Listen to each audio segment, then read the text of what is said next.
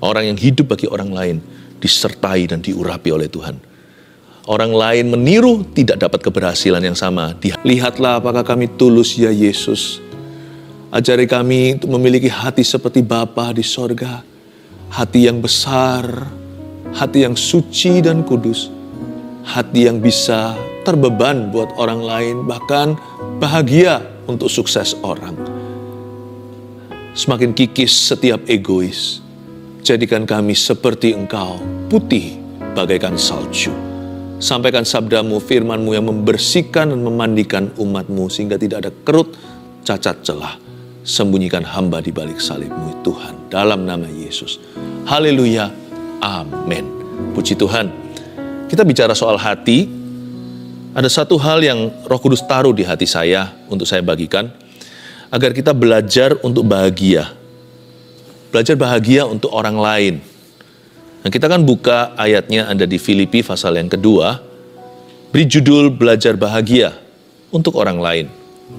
Subscribe di YouTube ini, di channel ini kalau Anda belum melakukannya, sebab di hari-hari ke depan, pewahyuan Tuhan akan selalu baru. Hadirat Tuhan akan mengalir terus dalam kehidupan keluarga saat teduh. Filipi pasal 2 ayat 1-11, ini adalah surat Paulus. Jadi karena dalam Kristus ada nasihat, ada penghiburan kasih, ada persekutuan roh, ada kasih mesra dan belas kasihan. Karena itu sempurnakanlah sukacitaku dengan ini. Hendaklah kamu sehati sepikir dalam satu kasih, satu jiwa, satu tujuan. Dengan tidak mencari kepentingan sendiri atau pujian yang sia-sia, sebaliknya hendaklah dengan rendah hati yang seorang menganggap yang lain lebih utama daripada dirinya sendiri. Dan janganlah tiap-tiap orang hanya memperhatikan kepentingannya sendiri, tetapi kepentingan orang lain juga. Hendaklah kamu dalam hidupmu bersama menaruh pikiran dan perasaan yang terdapat juga dalam Kristus Yesus. Yang walaupun dalam rupa Allah tidak menganggap kesetaraan dengan Allah itu sebagai milik yang harus dipertahankan, melainkan telah mengosongkan dirinya sendiri dan mengambil rupa seorang hamba dan menjadi sama dengan manusia. Dan dalam keadaan sebagai manusia, ia telah merendahkan dirinya dan taat sampai mati, bahkan sampai mati di kayu salib. Itulah sebabnya Allah sangat meninggikan dia dan mengaruniakan kepadanya nama di atas segala nama, supaya dalam nama Yesus bertekuk lutut segala yang ada di langit, dan yang ada di atas bumi, dan yang ada di bawah bumi, dan segala lidah mengaku Yesus Kristus adalah Tuhan bagi kemuliaan Allah Bapa kita. Belajar bahagia untuk orang lain. We cannot be truly happy until we learn how to be happy for other people. Kita nggak bisa belajar, kita nggak bisa punya sukacita yang sejati atau bahagia yang penuh sebelum atau hingga kita bisa bersukacita untuk keberhasilan orang lain. Kalau kita nggak bisa gembira untuk orang lain, berarti hati kita itu masih picik sekali. Jadi karena dalam Kristus ada nasihat, ada penghiburan kasih, ada persekutuan roh, ada kasih mesra dan belas kasihan, ayat pertama. Jadi karena dalam Kristus ada, itu kata-kata awal-awalnya. Kalau Anda garis bawahi, sebelum nanti muncul nasihatlah, penghiburan kasih, dan sebagainya, ada kata atau kalimat, jadi karena dalam Kristus ada. In the world of Christ, di dalam dunianya Kristus, atau dunianya kekristenan, yang ada hanyalah belas kasihan. Tidak boleh ada yang namanya kepentingan diri sendiri. Ku telah mati dan tinggalkan cara hidupku yang lama. Salibnya selama mulia. Salib itu bukan hanya bicara soal penderitaan. Salib itu bicara tentang zero keegoisan. Tidak ada lagi selfishness atau aku di salib itu. Aku sudah disalibkan bersama dengan Yesus Tuhan. Jadi karena dalam Kristus ada, yang pasti dalam Kristus tidak boleh ada keegoisan. Tidak boleh ada mi atau trinitas kejahatan. Aku, saya, dan punyaku. Me, I, me, and mine. Tapi di dalam Kristus ada nasihat. Nasihat itu untuk orang lain. Ada penghiburan kasih. Ya kan? Ada persekutuan roh. Kata persekutuan roh di situ bahasa Yunaninya, bahasa Perjanjian Baru itu Yunani. Kata persekutuan roh di situ atau persekutuan adalah kononia. Bukan diakonia, kononia. Yang artinya sharing barang. Apa yang Tuhan ajarkan agar kita berbagi dengan orang lain, kita tidak boleh perhitungan. Kononia itu persekutuan roh, artinya Roh Kudus itu roh berbagi. Nggak pernah kan Roh Kudus itu, nggak pernah kalau Roh Kudus itu bekerja lalu orang itu jadi egosentrik. Orang itu jadi memperhatikan dirinya sendiri. Roh Kudus kalau turun, rasul-rasul langsung misi. Ingat Pentakosta, langsung 3.000 orang dilayani. Roh Kudus kalau dicurahkan, selalu ada sesuatu yang dibagikan. Persekutuan roh kononia itu artinya berbagi sesuatu. Tuhan mau kita berbagi kehidupan. Tentunya tidak semua hal bisa dibagikan. Ya, ada hal-hal yang memang eksklusif. Misalnya pernikahan. Ada hal-hal yang eksklusif. Tidak boleh ya kita mencuri kemuliaan. Kemuliaan itu hanya untuk Tuhan. Nggak bisa segala sesuatu dibagi. Tetapi hal-hal yang dikatakan di dalam Alkitab, itu adalah kasih karunia. Kita nggak boleh pegang begini.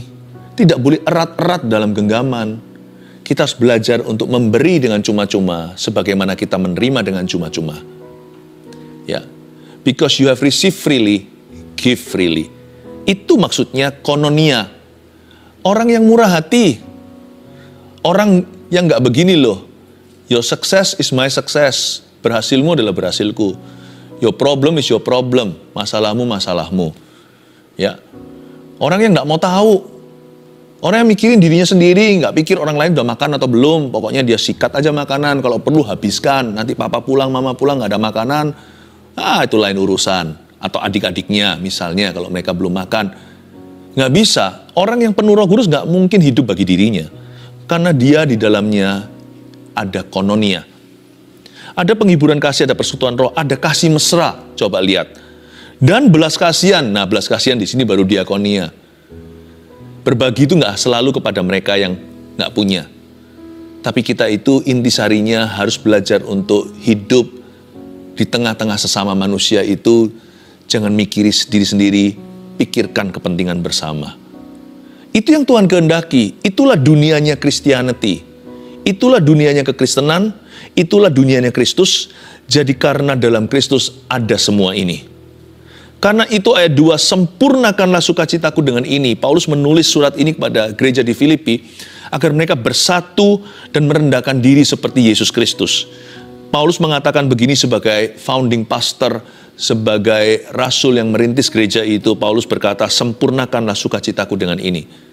Berarti sukacita kita nggak pernah bisa sempurna sebelum kita belajar peduli sama sesama. Sempurnakanlah sukacitaku dengan ini. Apa sih? Saya kira kalau kita itu sempurna sukacitanya kalau kita apa? Kalau kita punya barang-barang tertentu yang kita kejar. Atau kita dapatkan sesuatu yang kita dambakan. Ya, atau mimpi kita jadi kenyataan. Atau kita mendapatkan jackpot apa yang besar. Enggak. Sempurnakan sukacitaku dengan ini ayat 2, hendaklah kamu sehati, sepikir, dalam satu kasih, satu jiwa, satu tujuan. Ini yang saya sebut perfect joy, sukacita yang sempurna. Yaitu kita itu tidak hidup untuk diri kita. Tapi kita belajar sehati, sepikir dalam satu kasih, satu jiwa. Gimana sih ya kita itu hidup seia, sekata, satu pikir, satu jiwa itu bukan berarti hidup seragam dengan yang lainnya. Dunianya Tuhan Yesus itu kaya, penuh dengan warna. Tuhan pun yang menciptakan rainbow atau menciptakan pelangi yang sekarang menjadi lambang LGBT. Harusnya yang paling berhak atas pelangi itu bukanlah LGBT, harusnya kebenaran firman. Tuhan yang menciptakan, sekarang dibengkokkan oleh dunia. Tuhan punya dunia itu warna-warni. Pelangi-pelangi alangkah indahmu, merah, kuning, hijau di langit yang biru. Jadi Tuhan tidak suruh kita itu seragam dengan yang lainnya. Perbedaan itu indah. Ya, perbedaan maksudnya dalam Kristus ya. Janganlah kita punya keyakinan yang pelin-pelan. Kita percaya ke sorga hanya satu jalan. Tanpa kita harus menjelekkan keyakinan orang, kita harus punya keyakinan sendiri bahwa jalan satu-satunya ke sorga hanya lewat Yesus. Tapi di dalam Yesus Kristus, dunianya majemuk dan kaya. Ada banyak anggota tubuh. Kan nggak semua badan kita itu isinya telinga. Ada banyak karunia, jawatan, ada personality, kepribadian yang nggak sama, ya, pikiran-pikiran yang berbeda. Tapi seia sekata itu berarti begini loh, itu sebuah sifat rendah hati. Itu sifat seorang hamba, sehati, sepikir, satu kasih, satu jiwa, atau satu tujuan. Itu maksudnya kita itu belajar untuk saling gendong dalam suka maupun duka. Sehati dalam suka dan sehati dalam duka. Banyak orang mengaku dia bisa gendong orang lain kalau orang itu berduka cita. Tapi cintanya belum teruji sampai orang yang kita gendong itu suatu hari berhasil. Apakah dia jadi musuh kita? Karena iri hati dosa Kain. Kebanyakan orang itu hanya bisa merasa belas kasih kepada orang yang kasihan. Tapi sampai orang itu suksesnya mulai mendekati dirinya, keberhasilan orang itu mulai menyamai, nah disitulah akan tersirat dengan jelas siapa yang sesungguhnya dia kasihi. Yang dia kasih ternyata adalah diri sendiri. Ketika orang lain mulai seberhasil dia mulai musuhi. Dia mulai tidak terima. Berarti dulu waktu orang itu lemah, ditolong sama dia, itu hanyalah supaya dia feel good atau merasa gimana gitu. Everything segala sesuatu ya ujung-ujungnya untuk dirinya. Orang itu baru terbukti dia itu tulus sama Yesus itu kalau lihat orang yang dia bantu, bahkan kalau dia lihat rival atau saingannya bisa sebagus dia atau lebih, kalau dia bisa happy untuk keberhasilan orang itu, nah berarti orang itu seperti Yesus. Orang itu seperti Yesus. Tuhan Yesus gak pernah iri tuh ketika mujizatnya seolah-olah dilampaui oleh Petrus. Bukan karena Tuhan Yesus mujizatnya kalah, gak ada yang bisa menang lawan anak Allah. Tapi Tuhan Yesus melayani public ministry kan cuma 3,5 tahun. Petrus lebih lama, apalagi Paulus ya kan.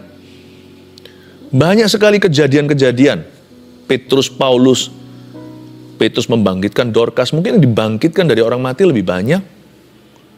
Mungkin mujizat-mujizatnya yang lebih kreatif lagi.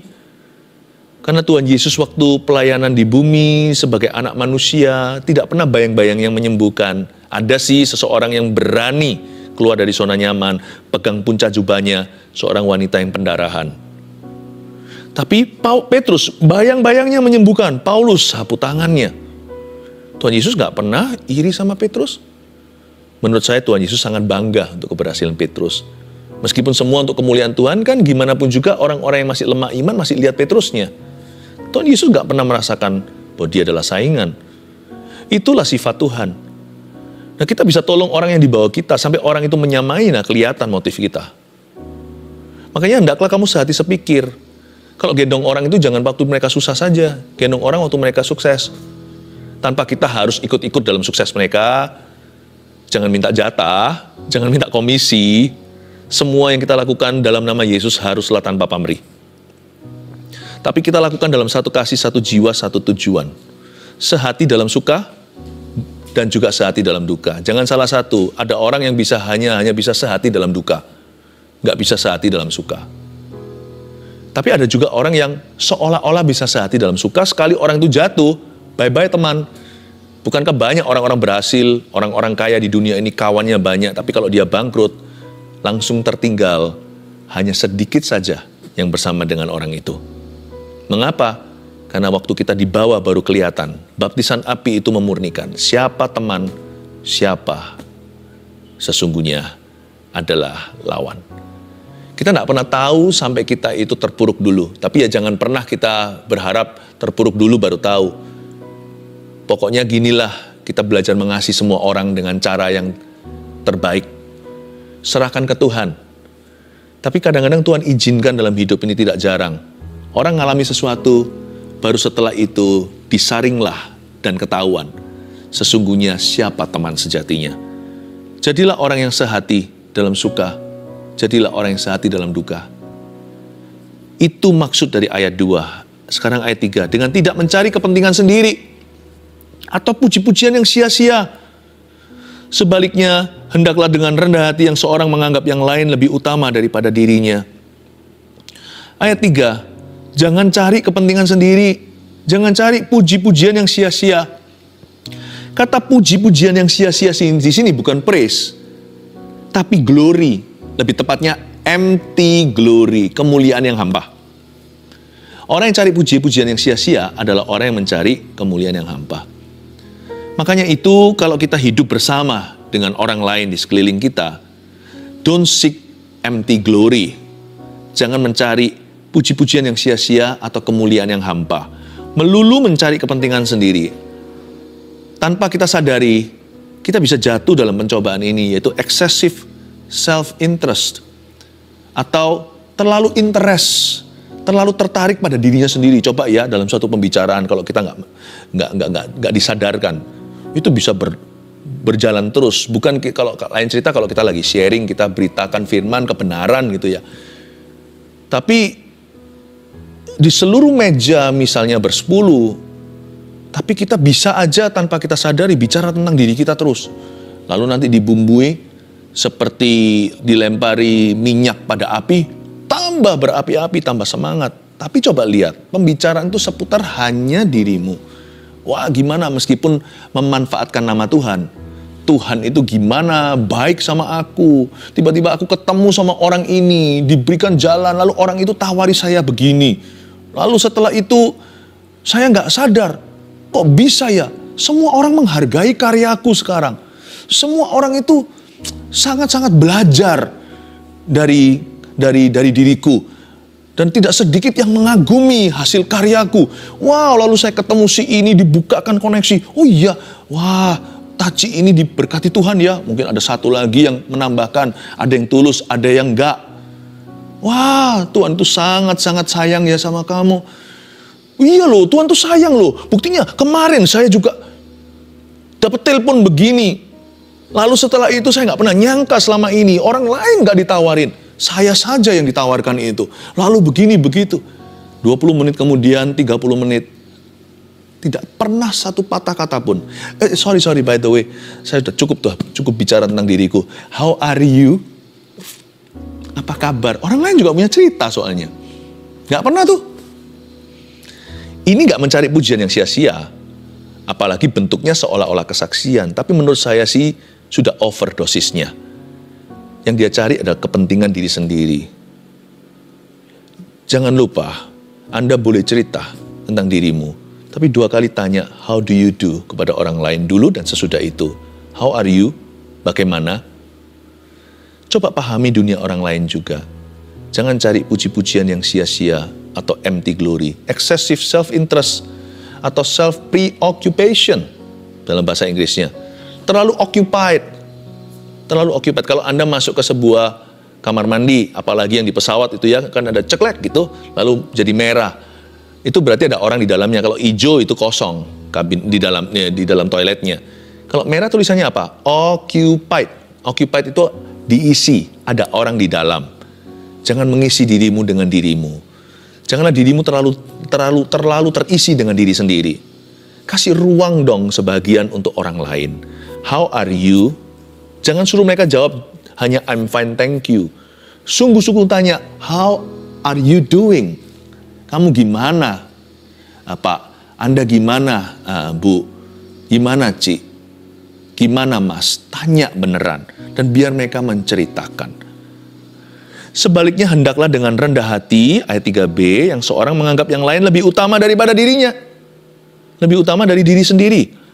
Di dalam dunianya Kristus, ya, Tuhan ajari kita yang seorang harus menganggap yang lainnya lebih utama dari dirinya. Indah dong, kalau begini nggak ada yang namanya berantem bisa awet. Kok bisa?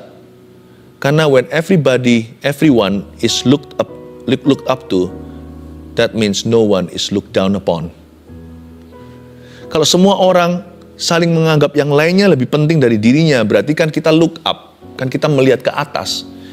Baik itu hubungannya atasan bawahan pun, kalau dalam Tuhan, saudara seiman, itu the job deskripsi lain cerita. Tapi kalau hubungan relationship sendiri, harusnya kita saling menghargai. Suami kasih istri, istri hormati suami, tapi suami nggak boleh gila hormat. Kalau kita saling menghargai, meskipun pesan untuk menghormati itu adalah kepada istri, pesan mengasihi kepada suami, misalnya dalam hubungan rumah tangga. Tapi kalau suami dan istri saling menghargai, bukankah masing-masing bahagia? Karena setiap orang itu di look up, dipandang ke atas. Berarti nggak ada satu orang pun yang dipandang ke bawah kan? Baik atasan atau bawahan, suami, istri, orang tua, anak. Kalau semua orang itu dipandang tinggi, berarti semua orang dipandang di atas. Nggak ada satu pun yang dipandang ke bawah atau direndahkan. Ini luar biasa pesan Paulus kepada Filipi. Jemaat di situ supaya rukun, diajari rahasia atau kunci. Dan janganlah tiap-tiap orang memperhatikan kepentingannya sendiri, tetapi kepentingan orang lain juga. Jadi kalau kita tanya how are you, apa kabar? Jangan basa-basi. Kalau enggak jangan tanya, mendingan hi atau hello saja lalu tinggalkan. Kalau kita tanya apa kabar, siap untuk berhenti langkah, lalu habis itu dengarkan cerita. Ya meskipun bisa di-cut, sorry ya, saya lagi terburu-buru nggak apa-apa, tapi perlu dilanjutkan. Kalau nggak jangan tanya, mendingan kalau kita mau dari sini pergi ke belakang, misalnya ya di tengah-tengah satu kerumunan orang gitu, kita lalu oh halo gitu aja. Jangan tanya apa kabar kalau Anda tidak niat dengarkan. Hendaklah kamu dalam hidupmu bersama menaruh pikiran dan perasaan yang terdapat juga dalam Kristus Yesus, ayat 5. Kata menaruh pikiran dan perasaan yang terdapat juga dalam Kristus Yesus ini, bahasa Inggrisnya begini, let his mind be in you. Luar biasa, ini powerful sekali. Bukan hanya menaruh pikiran perasaan. Yang terdapat dalam Kristus Yesus berarti kan pikiran dan perasaan Yesus. Tapi biarkan pikiran dan perasaan Yesus, his mind atau pikirannya Tuhan, dan perasaan Tuhan, taruhlah di dalam dirimu. Seperti pil yang ditelan, blep, masuk ke dalam. Kalau pil itu adalah racun, kita minum, itu akan mematikan. Tapi kalau pikiran dan perasaan Kristus kita telan, kita akan menjadi seperti Kristus. Dalam pikiran dan perasaan pula. Let his mind be in you. Jangan kita nyembah Tuhan itu dari jauh. Yang walaupun dalam rupa Allah tidak menganggap kesetaraan dengan Allah itu sebagai milik yang harus dipertahankan. Betapa rendah hatinya. Melainkan telah mengosongkan dirinya sendiri dan mengambil rupa seorang hamba dan menjadi sama dengan manusia. Kata mengosongkan dirinya sini, itu adalah kata kerja secara sengaja. Jadi Tuhan Yesus itu mengosongkan dirinya, bukan dari keilahiannya, tapi dari haknya untuk dihormati, untuk dimengerti, untuk disanjung tinggi, untuk dipuji, untuk didahulukan. Kalau Tuhan mau didahulukan, kan Tuhan tidak mau dari awalnya lahir di palungan. Atau untuk menang-menangan sendiri, ya, untuk dapat perlakuan VIP. Tuhan tidak begitu. Dia mengosongkan dirinya dari semua itu sengaja demi sesamanya. Dan dia mengambil rupa seorang hamba, dia mengambil posisi melayani. Berarti Tuhan Yesus itu apa-apa untuk orang lain juga. Bukan untuk orang lain juga kalau Tuhan Yesus hanya untuk orang lain. Kalau kita orang lain juga. Karena kita juga masih ada porsi untuk diri kita dan itu lumrah. Kalau Yesus Mesias betul. Itu Mesias sejati. Everything about him is all about us. Segala sesuatu tentang dia itu semua tentang kita. Paling tidak kita secuilnya Yesus lah pikiran perasaan kita menjadi serupa. Serupa dengan gambarannya, mengambil rupa seorang hamba. Jangan kita berkata menjadi seperti Yesus atau nyanyikan lagu itu kalau kita nggak mau menjadi rupa seorang hamba. Karena Yesus adalah hamba. Dan dalam keadaan sebagai manusia, ia telah merendahkan dirinya dan taat sampai mati, bahkan sampai mati di kayu salib. Gara-gara itu, coba lihat gimana cara hidup Yesus. Makanya ayat 9. Itulah sebabnya, kata itulah sebabnya itu sebagai adalah hasilnya. Akibatnya, sebab dan akibat di sini, ada rumusnya. Itulah sebabnya Allah sangat meninggikan dia. Kalau Tuhan meninggikan seseorang, bukan Yesus nih, paling cuman Allah meninggikan dia. Hanya Yesus yang dapat gelar sangat ditinggikan. Ya, Allah sangat meninggikan dia dan mengaruniakan kepadanya nama di atas segala nama. Jadi kalau Yesus merendah sebagai hamba, sebagai manusia, oleh karena itu namanya di atas segala nama, Bukan berarti Yesus baru jadi Tuhan setelah dia dilahirkan. Yesus sudah Tuhan dari dulunya, deity, dari dulunya sudah divine atau sudah ilahi. Tapi Yesus melalui proses manusia untuk menebus manusia, untuk ditinggikan di atas manusia, bukan mentang-mentang karena dia ciptakan, bukan mentang-mentang karena dia pangeran sorga. Tapi dia memenangkan itu lewat kerendahan hati, lewat ketaatan, lewat ketidakegoisan, sehingga namanya ditaruh di atas nama segala nama. Allah sangat meninggikan dia. Dan kita semua nggak keberatan meninggikan Yesus, malah kalau kita meninggikan Yesus waktu kita menyembah bisa nangis terus. Kita bisa terharu. Kenapa? Karena kita nggak merasa itu paksaan atau kita terpaksa meninggikan dia. Karena kita itu berhutang budi, kita merasa dia begitu mengagumkan, begitu mengasihi. Supaya dalam nama Yesus bertekuk lutut segala yang ada di langit, dan yang ada di atas bumi, dan yang ada di bawah bumi. Bayangin, gara-gara Yesus itu selalu mikirin orang lain, gitulah ceritanya. Sampai rela mati di kayu salib for you and me.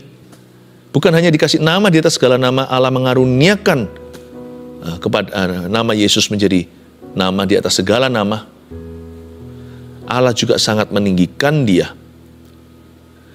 Bukan hanya itu, seluruh bumi, ya, nature, alam semesta takluk di bawah kakinya loh. Takluk di bawah kakinya.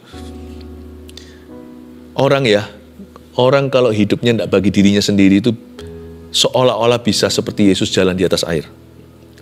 Air pun harus mengangkat dia. Padahal air itu berat badannya kalah sama kita. Air itu cair, kita itu padat. Nature will speak for itself. Alam pun akan berbicara. Kalau orang itu taat pada Tuhan, dan orang itu kalau tidak egois semua bagi Tuhan, itu Bapa yang berkepentingan untuk meninggikan orang itu. Memang Yesus ditinggikan, sangat ditinggikan, dan dikaruniakan nama di atas segala nama. Kalau orang yang rendah hati, bukan Yesus maksudnya, ditinggikan, bukan berarti ditinggikan di posisi anak Allah, enggak. Apalagi ditinggikan di posisi Allah, enggak. Kita enggak bisa jadi Allah, kita enggak bisa jadi anak Allah. Tapi kalau Yesus ditinggikan, kita ahli warisnya. Kalau yang kita warisi adalah DNA karakternya, kita juga akan mewarisi cara Bapak memperlakukan. Dan orang-orang yang rendah hati pasti ditinggikan sama Bapak. Memang tidak diberikan nama di atas segala nama, tapi dia pasti dikasih sebuah nama sama Tuhan. Reputasi orang itu, wibawanya. Ada nama orang tertentu sekalipun namanya tidak menyelamatkan. Seperti nama Yesus di bawah kolong langit, tidak ada nama lain untuk bisa menyelamatkan. Tapi ada nama orang tertentu, itu menimbulkan perasaan kekaguman di dalam diri kita. Nama ini misalnya marga siapa? Wah, itu orang takut akan Tuhan itu. Itu seorang pemimpin yang luar biasa. Bapa akan mengaruniakan nama. Sebuah keharuman dalam Kristus. Kalau Tuhan Yesus alam semesta tunduk, ada kunci-kunci akan diberikan pada orang yang rendah hati. Ada hal-hal tertentu akan tunduk padanya yang tidak bisa ditaklukkan oleh orang lain. Itu akan takluk di bawahnya. Setan pun tahu kok. Paulus tengking mereka pergi. Anak-anak Skewa pakai nama Yesus, nama Paulus sekalian diketawain. Malah dihajar habis oleh 7 orang itu yang mencoba mengusir 1 orang yang kesetanan. Bagaimana setan bisa takluk ke bawah kaki orang yang salah? Setan takluk pada Yesus, jelas. Yesus siapa? Tapi setan takluk dalam nama Yesus karena Paulus. Setan takluk pada Paulus di dalam nama Tuhan. Wow, itu bicara satu volume besar tentang siapa Paulus sesungguhnya. Orang yang hidup bagi orang lain, disertai dan diurapi oleh Tuhan. Orang lain meniru, tidak dapat keberhasilan yang sama, dihajar sama iblis malahan. Dan segala lidah mengaku, yang ayat 11 ini nggak ada orang dikasih otoritas ini, nggak ada orang dikasih wibawa ini, nggak ada orang diberikan kepercayaan ini. Segala lidah mengaku Yesus Kristus adalah Tuhan, hanya Tuhan Yesus, bagi kemuliaan Allah Bapa. Kita hanyalah hamba. Belajarlah bahagia untuk orang lain. Itu kunci kuasa soalnya. Sadar nggak? Itu kuncinya power, the power of God. Kuncinya kuasa. Sebab orang yang bisa bahagia untuk orang lain, berarti orang itu jalan sama Tuhan. Orang yang bisa happy untuk sukses orang lain, Tuhan akan bahagia jalan sama orang itu. Karena Tuhan bisa berkata, kok mirip ya sama aku? kok mirip seperti Yesus. 3 poin, catatlah dari apa yang kita pelajari hari ini, belajar bahagia untuk sesama kita. 1, dalam Kristus tidak ada sifat egois. Catat itu dan ingat. 2, sukacita sempurna. Kapan? Saat peduli sesama. Sukacita itu tidak pernah penuh kalau kita hidup bagi diri kita sendiri. 3, ini suatu rema yang tidak bisa saya hapuskan, ada terus mengiang-ngiang di hati sanubari. Tuhan tinggikan yang berhati hamba. Pegang erat-erat. Tuhan akan tinggikan orang yang berhati hamba. Ya, nggak mulus hidupnya, nggak tentu selalu nyaman, tapi orang itu akan melihat penyertaan. Orang yang berhati hamba mendahulukan kepentingan orang lain, bukan hanya kepentingan dirinya. Cepat lambat itu soal waktu saja. Dalam waktu kairos Tuhan atau waktu ilahinya, orang itu pasti akan ditinggikan oleh Bapa. Dalam Kristus tidak ada sifat egois. 2, sukacita sempurna saat peduli sesama. 3, Tuhan tinggikan yang berhati hamba. Mari saya mau memberikan satu tantangan iman. Di live chat maupun di kolom komentar nanti, tuliskan Anda bahagia apa untuk seseorang. Misalnya kalau Anda tidak punya keturunan dan susah dapat momongan, apalagi yang sudah divonis tidak mungkin atau tidak bisa. Bisakah Anda tuliskan? Ingat seseorang yang Anda kenal, yang barusan diberikan dengan mudahnya dikasih Tuhan bayi, dikasih keturunan. Tuliskan, saya bahagia. Bukankah belajar bahagia untuk orang lain? Saya bahagia untuk si A yang memperoleh anak. Tulis saja, saya bahagia untuk si B. Kalau Anda lagi mengalami kesusahan ekonomi, bisa tulis nggak? Saya bahagia untuk si ini, si B, karena dia barusan saja pekerjaannya berkembang. Kalau Anda tidak kunjung mengalami promosi, kayaknya Anda bekerja dengan sebaik-baiknya, tapi tidak pernah diperhatikan, tidak pernah dihargai. Bisakah Anda tulis? Jangan jadi orang kepahitan. Jangan jadi orang yang menggerutu, orang yang mengeluh itu nggak akan keluar dari padang gurunnya. Tulis di sini, saya bahagia untuk si C, teman Anda di kantor itu yang barusan dipromosikan oleh bos saya. Bisa nggak tuliskan begitu? Bahagia untuk orang lain. Jangan tulis yang lainnya, jangan tulis tentang dirimu, sama sekali jangan ya. Ini tulisan untuk berkenan sama Tuhan. Saya tahu Roh Kudus yang tahu hati kita, masa nggak bisa membaca semuanya ini? Tim kita aja bisa, apalagi Roh Allah, dia bisa membaca hatimu. Tapi dengan tulus kau tuliskan.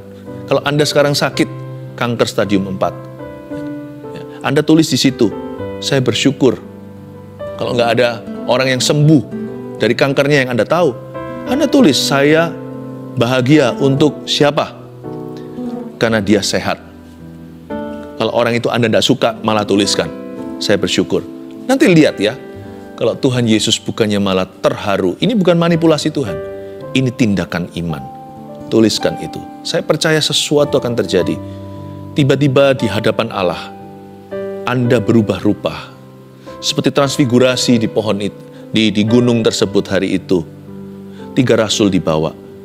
Anda akan berubah rupa menjadi segambar dengan dia. Mujizat belum terjadi, fine. Berkat belum datang, nggak ada terobosan, nggak apa-apa. Jadi serupa dengan gambarannya, itu berkat terbesar.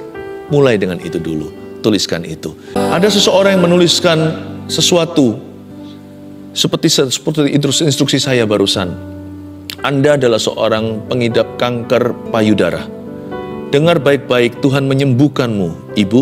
Dalam nama Yesus, kanker itu sembuh tanpa terapi. Receive your healing. Ada seorang pria bernama Kevin. Anda habis semuanya, ludes tabunganmu karena judi online. Dengar baik-baik, Tuhan melihat Anda di mana Anda sekarang. Tuhan mengampuni dosamu. Saya harus teruskan berita pengampunan. Tuhan akan memberimu modal. Percayalah kalau Tuhan akan kasih, Tuhan akan kasih. Dan Anda akan memulai pekerjaan dari bawah lagi. Dan dari situ pelan-pelan membangun kembali. Tuhan menyertaimu. Jangan judi lagi. Judi online, jangan diulangi lagi. Tuhan memberimu roh pertobatan. Tuhan memberimu kuasa pemulihan. Oh haleluya, terima kasih Tuhan Yesus, terpujilah nama-Mu. Kami berdoa di dalam nama Yesus Kristus Tuhan, untuk keluarga Saat Teduh ulurkan tangan. Hamba berdoa supaya semua mengalami mujizatnya, tapi lebih dari itu, berikan hati yang bisa happy untuk sukses orang lain dulu. Hamba berdoa satu hal keluarga Saat Teduh, goalnya kami, visi daripada Saat Teduh bersama, bukanlah mujizat. Sama sekali bukan tentang berkat. Tujuan akhir daripada Saat Teduh bersama adalah menuntun setiap keluarga Saat Teduh ini menjadi seperti Kristus. Kami bersyukur kepadamu, berkati putra-putrimu, keluarga Saat Teduh di dalam nama Yesus Kristus. Mari kita semua mengangkat tangan kita untuk menerima berkat dari Allah Bapa, kasih karunia dari Tuhan Yesus, pengurapan dari Allah Roh Kudus, menyertai setiap orang-orang yang berkenan di hati Allah, yang seperti Tuhan punya hati yang besar bagi sesama. Pergilah membawa karakter yang berubah, hati yang diperbarui, dan urapan yang baru menyertai. Dalam nama Yesus, haleluya, amin.